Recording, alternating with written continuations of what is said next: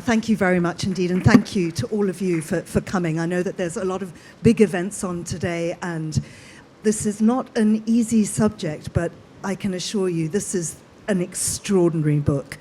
Preti, we last spoke at this very festival, in fact, about your debut novel, We That Are Young, and anyone who's read that book will know what a highly accomplished writer you are.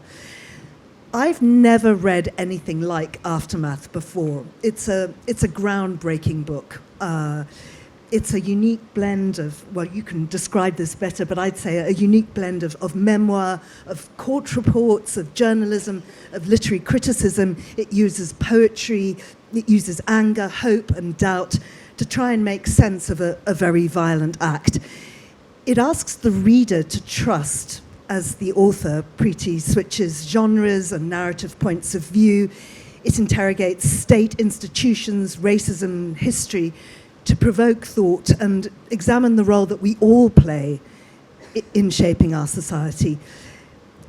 Preti, it's divided into three main sections, and the first one, Radical Doubt, starts with the event that happened in November 2019, and I wondered if you'd take us back to before that and explain the circumstances that led to your involvement in the event. I mean, I guess the first question is, why teach in a prison? Yeah, that's a great question. I also want to say thank you to everyone for being here, because I know this is such difficult subject matter, and often we all have our own experiences of violent harm or state violence. So thanks for sharing the conversation, because it really is so meaningful to me. Okay, so back in 2017, I was just about to publish We That Are Young, my first book, and I was living in Cambridge, and I had a kind of casual contract relationship with Cambridge University to teach practical criticism, which is one of the core modules of their first year undergraduate teaching. And a friend of mine who was a professor of German studies, she already worked a lot with an organisation that was run out of Cambridge University's law faculty called Learning Together, which takes university students into prisons in the UK to learn alongside incarcerated people. And they were looking for someone who was a writer to teach a creative writing course. And I have a background in human rights reporting and journalism. I've widely covered Iraq for NGOs, and I'd done a lot of work with children who'd been abused, and so I had a lot of different ways of thinking about how to work in prisons. And they approached me because they knew that I had taught creative writing before in lots of different circumstances, and it just seemed a really good fit. So I said yes, because I really thought it was important to allow young people the chance to go into some of the worst places our society can create to hold people and see those conditions for themselves, but also do something that is meant to be positive and growth building, like learning to write fiction or poetry or creative nonfiction or whatever it was, those sort of stories. And so I agreed, and we ran the sessions from 2017 to 2019. And then, of course, this awful event happened. Now, most people will be familiar with what happened at Fishmongers Hall in November 2019. I wondered, perhaps, if you can bear to tell us a little of the detail, but mostly about your reaction to hearing about it. So on November 28th, 2019, I was teaching in Whitehall Prison, which is one of the UK's Category A high security prisons, and it is an hour away from Cambridge University by bus. I was with a group of young students and a class of men who had been doing the course with us for about 4 or 5 weeks, and Jack Merritt, who was killed on November 29th, was with me. We were working together in the prison. And the next day was the 5th anniversary of Learning Together's founding, and it was an alumni event that was going to take place at Fishmongers Hall on London Bridge. I didn't go to the event for lots of reasons, including my other life doing these kinds of things. I was actually going to chair a literary event on the weekday after that, so I had to stay home and prepare for that, for Cambridge Literature Festival. But that morning, on the Saturday morning, my partner started reading a story in The Guardian. We'd heard there had been a terrorist attack, an atrocity. I hadn't quite put the pieces together, but the news was reported in The Guardian that And the perpetrator's name was said in that newspaper. And as soon as the details started to come out, I realized that he was someone who I had taught in the first cohort of students back in 2017. And it was a very cold, bright, beautiful Cambridge day. And I'm sure those of you who have been through certain, life-changing events will know this feeling, but it was like everything just splintered into pieces. Everything changed, and my life, and many of us who were involved or who knew the two young people who were killed that day, we will never be the same. How and why, particularly, did you begin writing about it? I began to write because it's something I've always done to make sense of what's going on in my head. It's like a sort of valve for me. And at the moment of this event occurring, immediately, because we were 2 weeks away from a general election, because Cambridge University was involved, because Jack and Saskia were two young people with their lives ahead of them, because the events of this atrocity was so unusual, that this person who committed this attack had known them, he was involved in the prison education program, that's where the attack was really targeted, and so on. The news media just descended on Cambridge. And there was a lot of unanswered questions. There was an investigation that was begun almost immediately by Cambridge University, by the colleges where we were teaching, where we were taking students. And I had to look after that small group who had been with me the day before as well, to try to protect them from some of these currents and give them the opportunity to come to terms with this huge thing that was going to sweep them up, including not talking to the press and so on. So I began to realize that around Cambridge there were these different eddies of grief happening. There was the grief of those who knew the victims personally, family members, teachers and so on.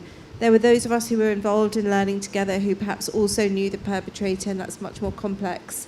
And Jack and Saskia had both grown up and worked in Cambridge as well as studied there, so they were their wider circle of friends, students. Jack worked on the punts. If any of you have ever been to Cambridge, he used to do the punts. He worked in a pub called the Punter, which is at the back of St John's College. Lots and lots of different kinds of grief were happening. So I began to do these fragments of notes to try to capture some of that and make sense of it and keep myself in a still point in a way. And those fragments, I mean, the whole book is, you could describe it as fragmented, but it also has this complete through line. And a lot of that goes back to history as you try and understand what made this happen. And I mean, it goes back, for instance, to the Kashmir conflict even. And I wonder if perhaps we could unpick that and see how history plays into an atrocity like this. I think that's such a great question, and it's really so fundamental to the book and to understanding the Britain that we live in today. Its silences and the stories it allows, the things it won't talk about, and it goes, for me, some of the reasons to do this work was to try to think through that very complex knot of being South Asian, Indian, and working with young Muslims who are incarcerated for terrorist-related offences. And then, this happens, and you're sort of thinking, how did both of us get born in this country, and we've gone in completely different directions, and we've coalesced in this prison, and now I'm left to make sense of all of this. So it really goes back to partition, and it goes back to, as well, the silencing of those histories and stories in a generational way through our school system, which leaves young people, and as an educator, I've seen this in all sorts of ways, not just in the worst possible scenario, which is what this event represents, undermines your sense of self and dignity in who you are from a young age. You almost feel invalid because you don't understand why you were born here, and nobody around you accepts or acknowledges that either. And into that gap, what is going to fill? The algorithm comes along, promising all of this stuff like brotherhood and community and ideology. And you can widen this out to think about right-wing fascism and terrorism, as well as, other forms of radicalization. But there is a void there in the first place, and it comes down to the root of how culture curates us and why. And as you say, I mean, partition, hugely important, and also, again, relocation of people after the dam was built, and people coming to the Midlands and the north of Britain from very small Pakistani villages. I think that also had a huge impact. Yeah, so lots of people don't know this, but I'm sure that many in this audience do, that the biggest Pakistani community in this country comes from the Mirpur region of what is called Azad Kashmir, so free, Kashmir. And they were not people who just decided one day, I'm going to go to England and take root there. They were displaced by the building of this vast dam, the Mangla Dam, that was built in the years after partition. And that has its roots in the way the line was drawn to privilege the water resources to the Indian side. And so we have to go back to these moments of industrial complex that caused this shift of people. A gap in the skills of human industry in this country after the war was filled by those people who were displaced by the building of the dam after 47. So those communities came to the UK with, encouragement from this and British funds, state and funds to take up positions in the mills and the factories and so on of industrial heartlands of this country. And when we look at the educational attainment and when we look at the social mobility and all of these other demographics and factors, we have to ask ourselves, what opportunities were there from that to become the next iteration of what human progression in terms of civilization is sold to us as? And are those attainments and possibilities open to everybody? I don't think they are. And when you talk about education, in the case of the perpetrator, Khan, he left school at 14. I mean, he was just lost in the system as a teenager. I can't speak to the details of his interior life. Of course. But the facts are that he just disappeared from the school system at 14, 15. Nobody knows what happened to him in the intervening years. And he just resurfaced, or maybe the police know because prevent strategy intervenes and so on.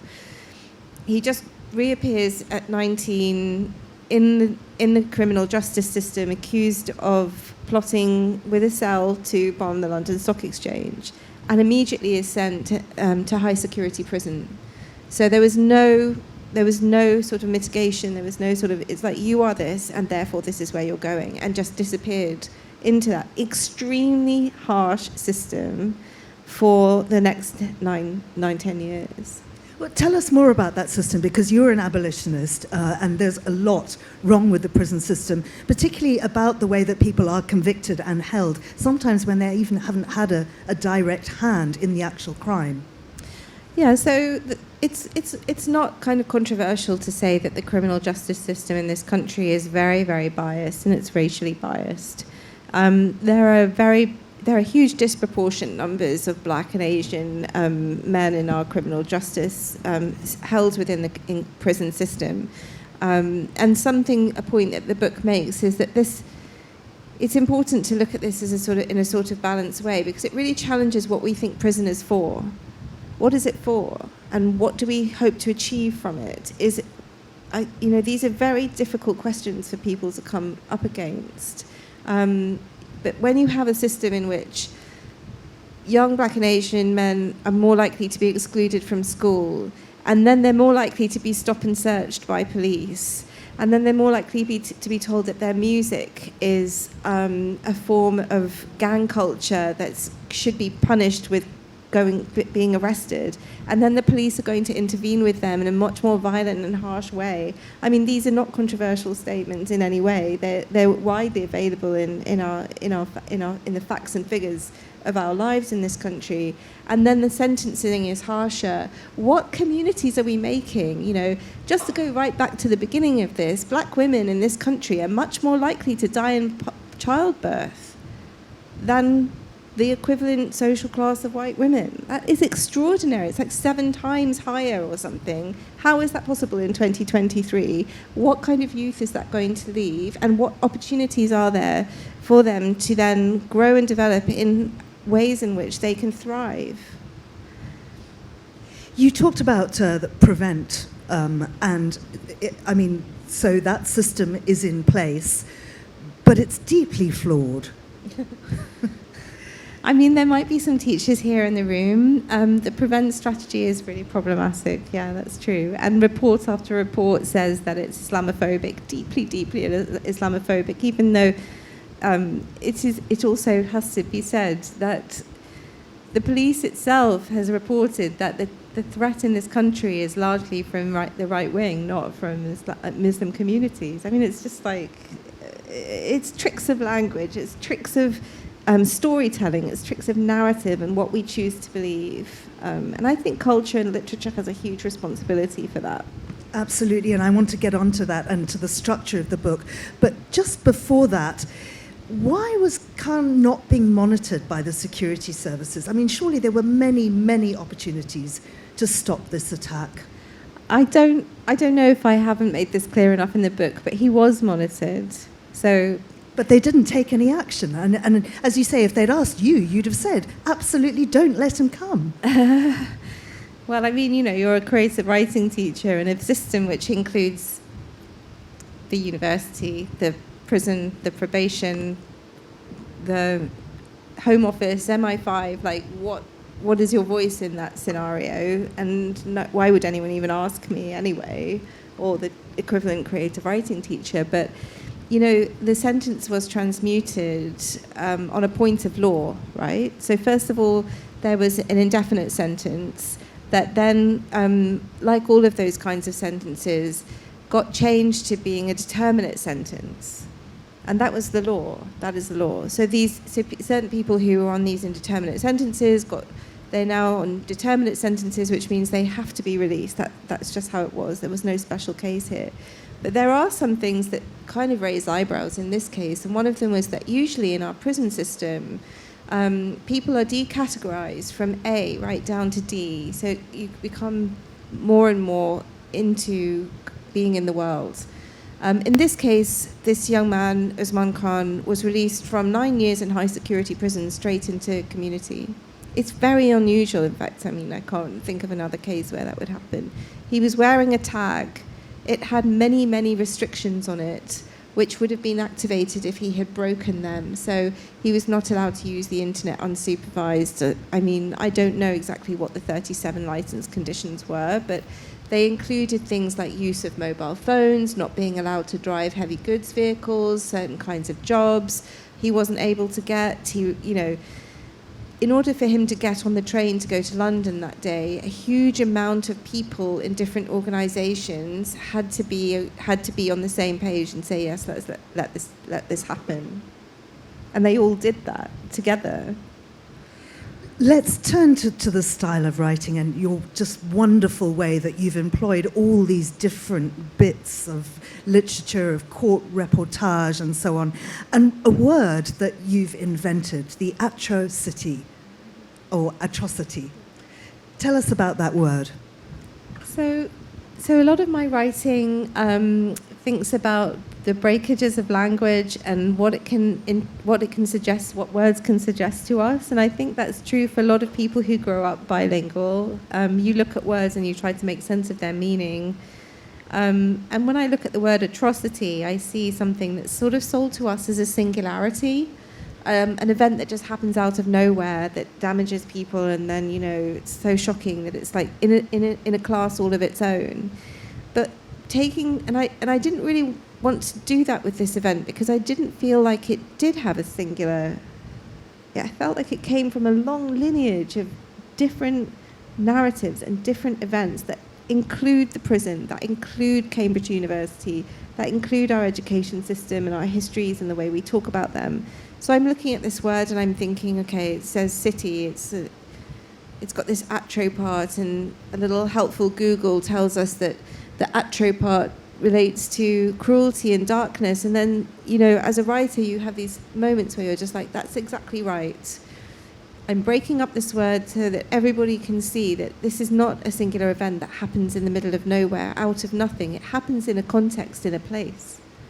And that place is the atrocity that all of us are involved in. You write in a way, I mean, it's not a book of absolutes. there are no answers in particular, and I wonder why it's important to be honest about what you don't know, because you make a point of that. The first half of the book's called Radical Doubt, and honestly, that came out of the fact that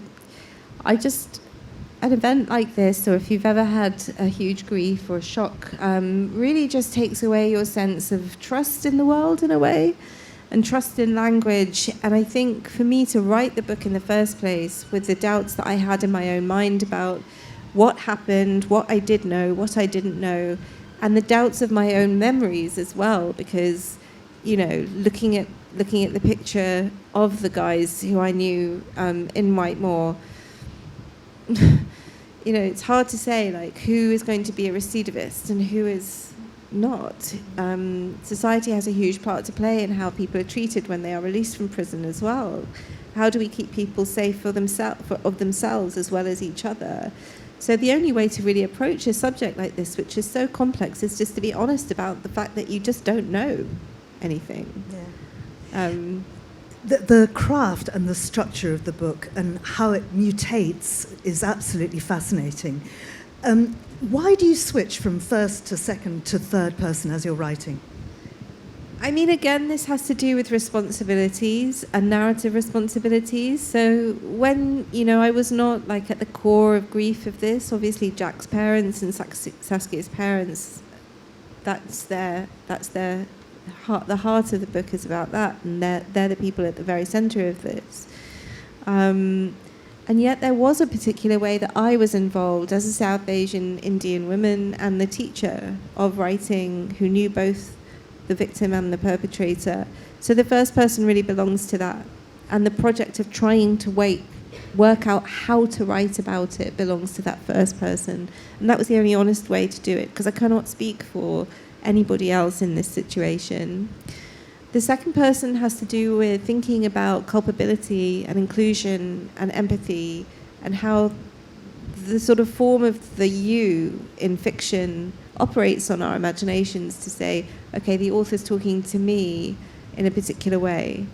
And it also has to do with, there are parts of the book where I go into the past, so before the event, and those yous are me thinking back to a younger me, or a person that I'm not anymore because of what happened.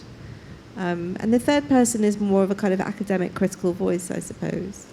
As you say, it's in three sections. The first one's called Radical Doubt. Then we have Radical Thought, and we end with Radical Hope. And I just wondered if you could break those down for us. Yeah, so the Radical Doubt section is about just the immediate emotions around what happened, and then it goes into thinking about the relationship that I had to work out in my own mind between me and this story and what happened and the perpetrator. And then the Radical Thought section really looks at different ways of thinking about violence. So there's some thinking about poetry, there's some thinking about philosophy, and there's some thinking about politics. And that's where it really gets weird, because obviously at the time Preti Patel was the Home Secretary, and we have the same name. So this is one of these things which is like this is like a result of tokenism. There are many Sarahs in this world, and not all of them are going to identify with every other Sarah in this world, but there are very few Pretis who are in public life in this country. And so for us to have the same name sort of comes out of this like tradition, almost in post-colonial writing, where there are twins or doubles, and we are opposite ends of political spectrum, completely opposite ends. And so I use that as a little device to think through how politics and the terrible right-wing bile and vitriol that comes out against minorities from the top echelons of our government currently continues to minoritize and disenfranchise and undermine dignity for our communities, from a perspective where I feel like I can take my place and say, you know, we have the same name, we share something, but this is how different we are. And the Radical Hope section gets into the world of fiction writing. So I look at various very, very successful books, like Booker Prize-winning books, or books that have had vast distribution across the world, or writers who are very well known, who write about terrorism or prison, And I contrast those with my actual experience of working in prison and teaching writing in prison.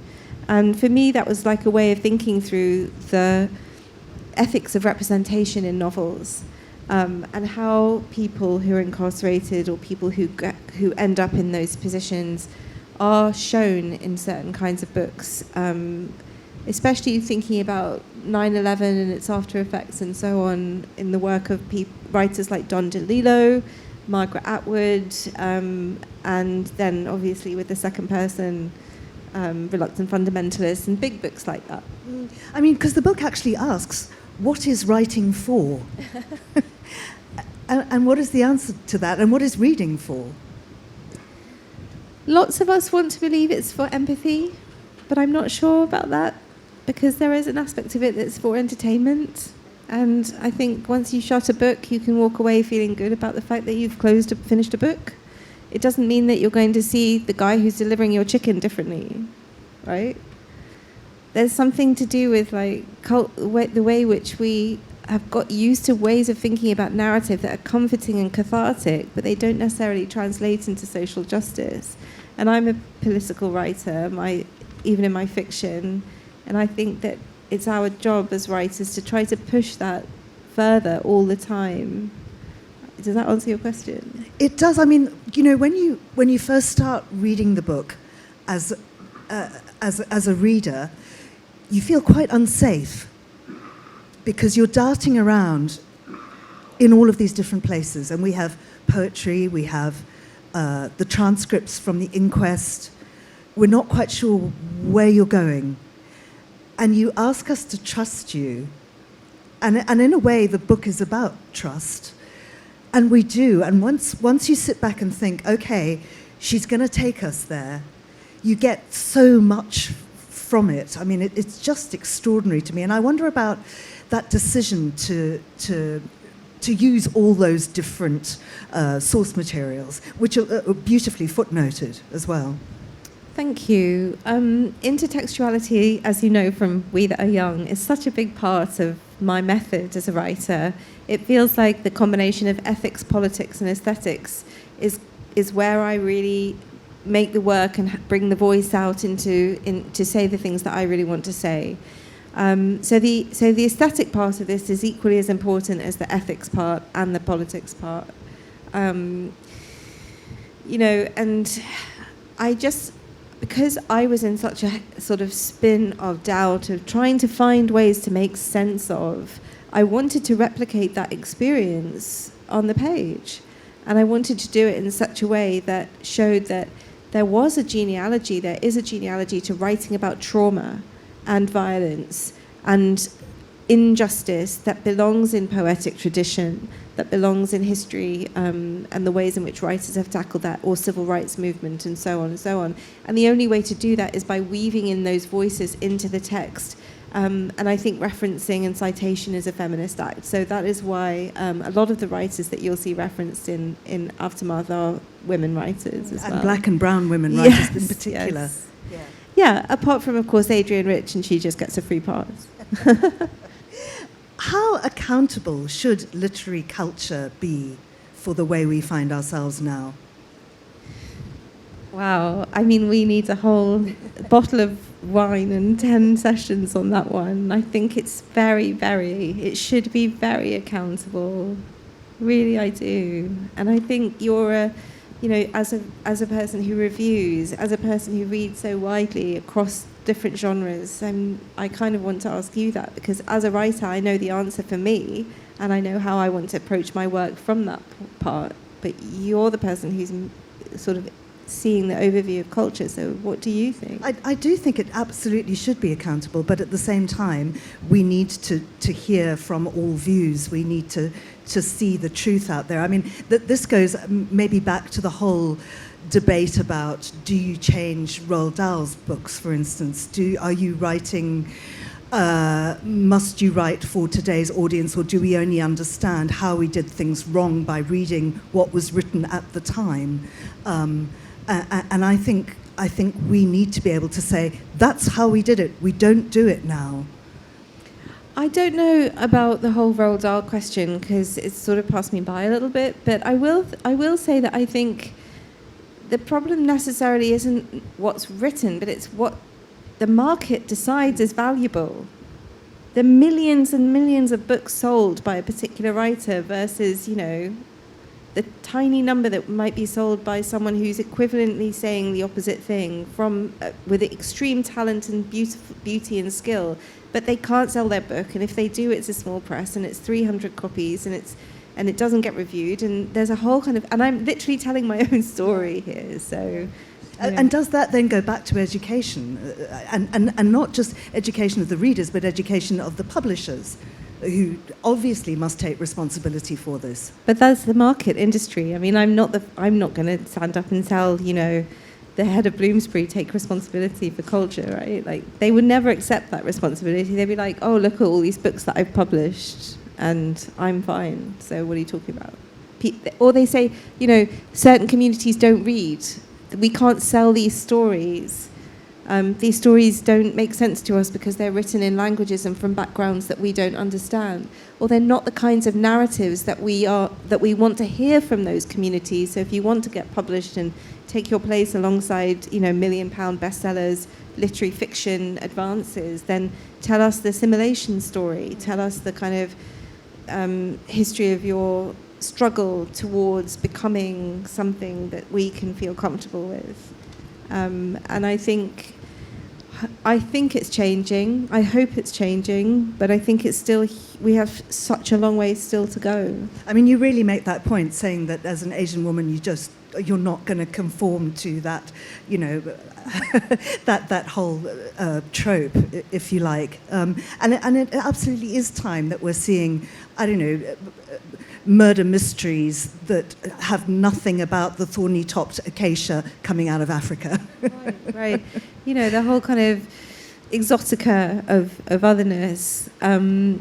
Just as you might think that you want to rewrite or modify Roald Dahl, you look at the early days of publishing of black voices and brown voices in this country, and I want to read more writers who are born here, grow up here, and write about whatever they like, not just from the first generation, but from all the rest of generations, being true to their own experiences and their own languages. Yeah. This particular experience, I wonder how it links to shame.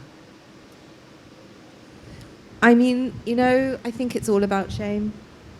And I think violence is so connected to this emotion that we are almost ashamed to think about and speak about in our society. When we feel ashamed, we lash out or we hurt ourselves. That's how we internalize or externalize this very difficult thing. And then you have this sort of individual sense, and then you have the institutional sense of shame that refuses to recognize transatlantic slavery or the brutality of colonialism and empire in this country. And so it's a sort of perfect storm of all these different kinds of shame that create this culture in which you can't even, you think about speaking out and you're made to feel ashamed that you were the woman who shamed the culture. And I'm sure that, in Asian families that is a really pervasive tool of punishment, to be a good person, to be a good immigrant, and so on. Shame is a kind of cultural silencer. It's a weapon, and it takes a lot to take it out of you to make the work you really want to make. Absolutely. I wonder if you've read Dina Nayeri's Ungrateful Refugee. Right. Which speaks to that to some degree as well. So many books that influenced you in this, and you quote, as we discussed, from some of them. But one of them was my dear friend Ahmet Altan, who is a Turkish writer. You talk about him, and that sets us up very nicely for your reading too. Yeah, so in prison, one of the things that I did was I made connections with writers who were teaching in prison in different parts of the world, and sometimes we shared our students' work across transatlantic lines. So writers who were working with incarcerated men in San Francisco, and we would get their poems and we would send our poems through that network to them, and so people could see that they were part of a much bigger system than perhaps the UK kind of dispersal system would allow.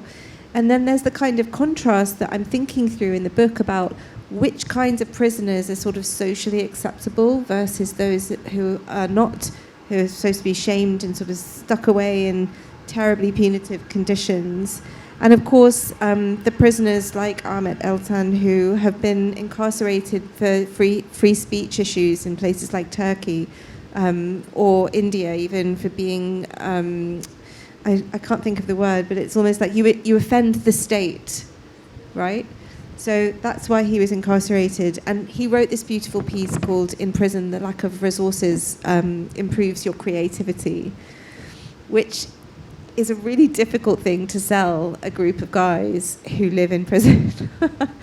But I took it in there, and we all did a little thinking about it as well. I thought it was really interesting and really instructive, actually, about how you asked them to think about it. You did a number of exercises. Would you just tell us about that?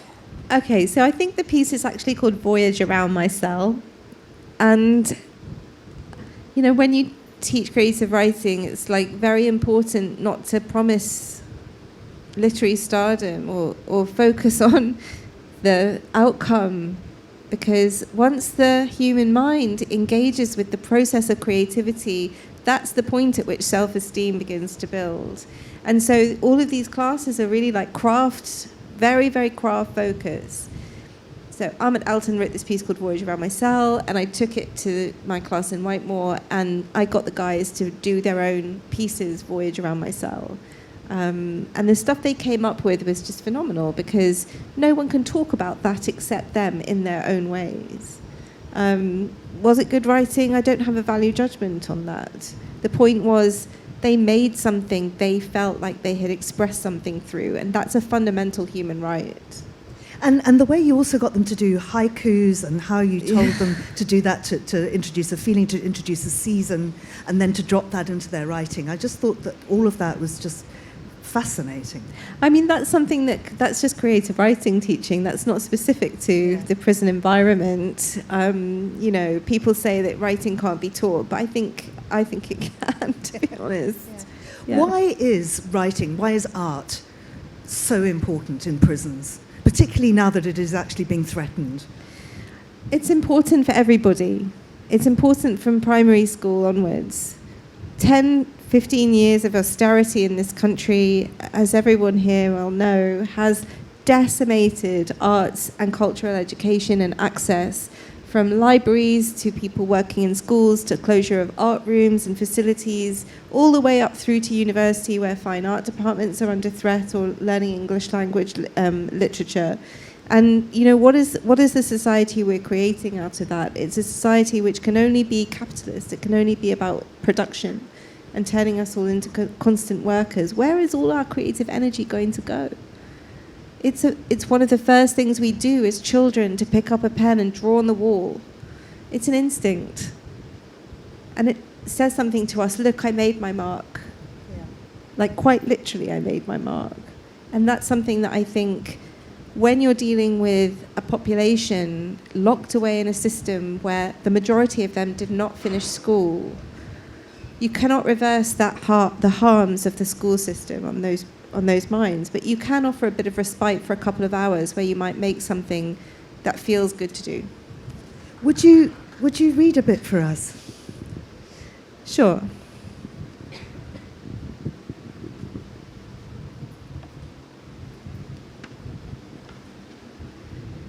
In prison, the lack of resources improves one's creativity. It is early November 2019. Her writing seminar is now in its third year. The semester is almost done. She decides to set Ahmet Altan's Voyage Around My Cell, a chapter from his prison memoir, I Will Never See the World Again, in translation by Yasmin Jongar. Altan, the renowned Turkish writer and journalist, was arrested in 2016 on allegations of spreading subliminal messages announcing a military coup on television. He was charged with attempting to overthrow the national order and interfering with the work of the National Assembly and the government. He was given a life sentence in 2018 and subsequently tried on Turkey's terrorism charges, often used to convict high-profile people speaking against the state. He was finally released after 3 years. He is the category of prison writer people campaign for and listen to, the bona fide prisoner of the pen. She knows that so much of what he has to say in this piece might have been written by one of the men she teaches.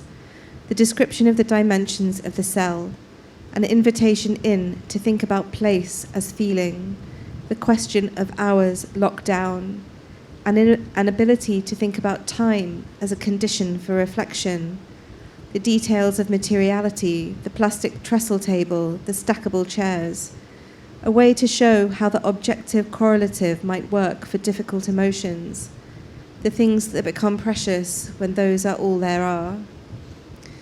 The writing is mostly sparse as prison itself.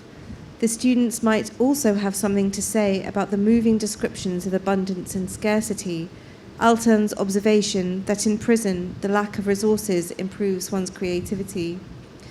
It's something she has thought about before in another discipline, how the monastic cell allows, even encourages, the inner life to become consuming, how the writer craves solitude, yet is constantly open to distractions. Writing seminars for beginners often start with a conversation about where ideas come from, the cells. Altan muses about the value of writing as an exercise during incarceration, the possibility of forgetting about everything for a while, about prison itself, indignity. Like all writers, I want both to forget and to be remembered, Altan says. Here is the bind of this strange art, and perhaps of the prison writer's condition in the strange room. Altan writes, I throw myself into unachievable dreams. Those are the dreams where I can alter time and space, where I can be in the century and the age of my choosing. It is a magical jungle filled with pleasure and games. There, I take life and mold it into a different shape every day.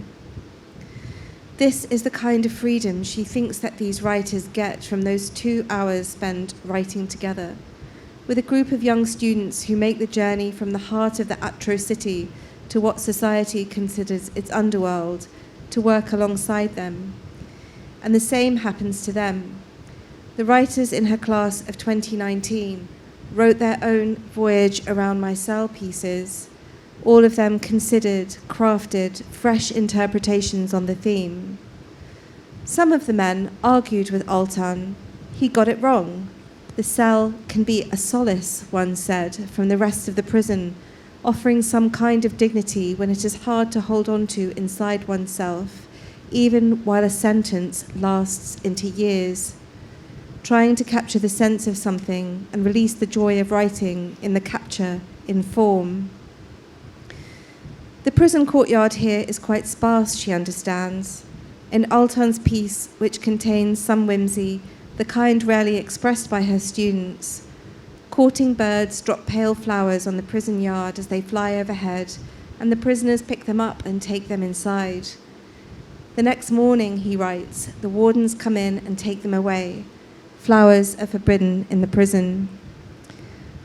Reading those words now, she is reminded of the last time she saw Usman Khan. In the visitors' room at HMP Whitemoor in March 2018, at the end of course celebration for that year's writing seminars. It was a bright day at which all the graduating writers read their work to guests, some with pride, some nervously. One reminded the audience, his voice shaking, that the last time he had read in front of a crowd, he had been in court. Each student had been allowed to invite a guest.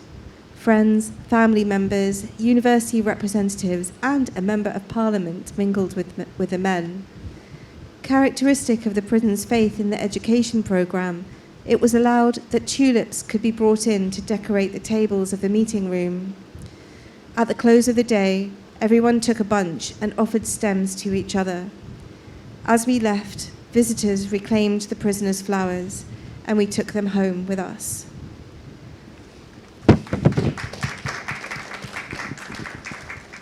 The title of the book, Aftermath. I mean, will this trauma ever be over? I think about trauma as an event that happens and happens and happens. I think it's very difficult to say whether or not that trauma will ever be over because it has such a long history and it keeps on repeating. It's a pattern that repeats. Abolition hopes as a discipline that we can make a better world in which this trauma is no longer. But it really goes back to some of the roots of how we think about who is human and who is not. And that is the thing that has to be most addressed, most importantly, most urgently, and first. In a moment, it'll be your opportunity to ask Preti any questions you may have. But before we do that, I don't want to risk sounding all Holly and Phil about it, but are you okay? Am I okay? I thank you for asking that, because it is like such a bizarre thing to live through and then to write about and then to publish and then to do festival events about, because there's something really odd about the performance of the book and the re-talking it, and there is a separation between the grief of my own life and the lives of people who I still know who are involved in that event, and a book that's being marketed in the world, and I've had to think through how to handle that, so I wouldn't say 100%, but I'm getting there. And in terms of the relatives, particularly Jack's relatives, who I think you know, how have they reacted to the book? Jack's father is an extraordinary man. If you were here at that time, some of you will remember that the day after Jack was killed, Dave Merritt woke up in the morning and, contrary to the advice of the police liaison, he went to the press. And he said, do not use this event for an argument to expand prisons, to increase surveillance. Do not use Jack's legacy, because he did not believe in those things. And one of the things that was very underreported in the media about Jack, and there was a lot of photographs of him. He was a young man, 25. He was blonde. He's very good looking, very charismatic, cool guy. He wrote his MA thesis on the disproportionate representation of black and Asian men in the UK prison system. That is who he was. And his father came out and spoke to the press, and he was basically like, use his legacy, use his fire. I'm paraphrasing. Fill Jack's boots, and don't let that drive that he had and the passion that he had for social justice be forgotten. So from the beginning of writing the book, he's always been incredibly supportive of it and of me, which I wouldn't have done it without. And I love the fact that you've actually given all the proceeds to charity. You're not profiting from this in any way personally, but the book is on sale, and you will be signing them. Audience questions. Do we have any questions? I think we've got a couple of microphones. Here we go. Thank you very much, Preti. Not being from this country, having just heard about this incident in passing, I didn't know much about it. I learned a lot listening to that. So these gentlemen who were killed were involved with this young man and were trying to help him. What could be done different? It seems that this Usman Khan was in trouble and was under supervision for a while. There are programs, rehab programs in prisons, and you were involved in that. What could we do different that we can change these people from keeping on going back to an ideology that just goes against the spirit of humanity, and people who are actually trying to help you, what drives them to actually hurt them? I can't answer the question of what drives someone to hurt someone else in this case, but the question that you're asking about rehabilitation, how we can be better rehabilitation, comes down to what narratives we think of as rehabilitative, right? Like we were talking earlier about how UK publishing sort of supports immigrant journey narratives towards a kind of good immigrant at the end of the day, this assimilation of, what is the pinnacle of every young South Asian in this country growing up? It is Cambridge University. Work hard, go to Cambridge, go to Oxford, become a professional, take your part in society and do the right thing, right? So if you think about rehabilitation as something that can be done through education, and it meets that drive in someone who's been excluded from school, and then the university comes in and says, do this thing, and then you can be, we'll look after you once you're released, but there was nothing there in place to look after him. It totally failed him. And yet there's the kind of impact question where he's on the front of the brochure and he's like a success story for the university, and that the reality of this person's life is 900 times worse than it was before he was incarcerated 9 years before, what in that gap is going to happen? So it's not that an education program that wants to believe that everyone going through it is going to be fine at the end of it in every single way. I mean, one can just take the fang out of this from the violence of the terrorist attack to say, for example, you know, do you want to quit smoking, right? You can go through a program, but if you're surrounded constantly by ideas of, you know, smoking is cool and smoking is good for you, it's a whole wide thing of interlocking things in society once people are released to keep them supported, to keep on becoming a better, more stable human in the world. But that is not happening in our society. It's actually going the other way. It's becoming more impoverished, harder to live, more expensive for everybody. So that there's a whole load of complex things that need to happen if we really want to believe that rehabilitation is fully possible. I mean, how can I say this? We need like a whole regime change in politics. We need to not criminalize migrants. We need to have different cultural stories in our publishing industry. We need libraries to be opened. We need youth services. We need decolonization of minds. It's so important that our young people do not feel let down, constantly ignored and denigrated by a system that just wants to believe that because they're born in a certain social class and from a certain ethnic background, they are going to end up in prison. Where is there to go with that? Yeah, through the ballot box at this point. And they appear to be dropping like flies, certainly here in Britain, don't they? Although sadly not our Home Secretary. Any other questions from the audience? Yes. Thank you for that session, and thank you for the book. I haven't read it yet, so I'm sorry if this is a redundant question, but I wondered if while you were writing it, was it also a study of masculinity? Or were you only working with men in this class, or were there also women in your... And did you engage with this idea of, as a South Asian woman of South Asian heritage, working with the often toxic tropes of masculinity, especially from South Asia? Yeah, so the Whitehall prison is a high security men's prison, so they were only men from the prison side, but some young women did come in from the Cambridge side into that classroom with me. As the South Asian women teacher in that environment, and they were not only South Asian men in the class. There were some people of Irish heritage. There were some, you know, all sorts of mixed backgrounds.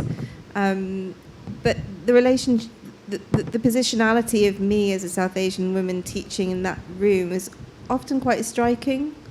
And the book does think about toxic masculinity in that sort of popular phrase, and it does think about the pressures that puts on young men, especially from a culture that looks at a certain kind of young men and says, terrorist, and how that narrative then feeds into all of the other things I've described, like the falling out of school and the lack of dignity of origin stories, and into that gap. So, okay, if everyone thinks that this is what I am, let me see what this is. Okay, that is something that the book does really think about, yes. We probably have time for one more quick one. Thank you very much, and I was listening to your other talk as well. So actually just pulling the two together to say is, how was your mindset different from writing a very, the fiction versus what this is, which is a much more personal and sort of actual, factual story? I didn't ever want to write anything that was about me and about my life. This event happened, and that was the only way I could process it for me. And so, the mindset was very, very different, and also the techniques. But the thing that's similar between the two books is a lot of writerly techniques that I use, like puns and breaking words and a mixture of different languages, and thinking about. I was talking about this question of the dam, the Mangla Dam in the Mirpur region. And of course, the Hindi Urdu word for water is pani. And so, when I start to think about writing about pain, water, pani, is like an anagram for that word, pain. And so much of this history is located in this water. So So that sort of lyricism that I developed in my skills in my first novel carried over into the second one as well. And an understanding of kind of like the epic underpinnings. So the first book's a novel, it's based on King Lear, and it's set in contemporary India to look at fascism in, Kashmir and so on. And then this book, with this atrocity, it draws on Antigone and other epic texts, just to show how cultural and literature underpins some of the ways in which we think about violence and trust. Thank you. The question was, am I going back to fiction? And the answer is yes. Please read this book. It will really make you realize how much work we all have to do, and it will open your eyes to many things, but also it's just so brilliantly constructed by this wonderful, wonderful writer. Preti, thank you. Thank you so much.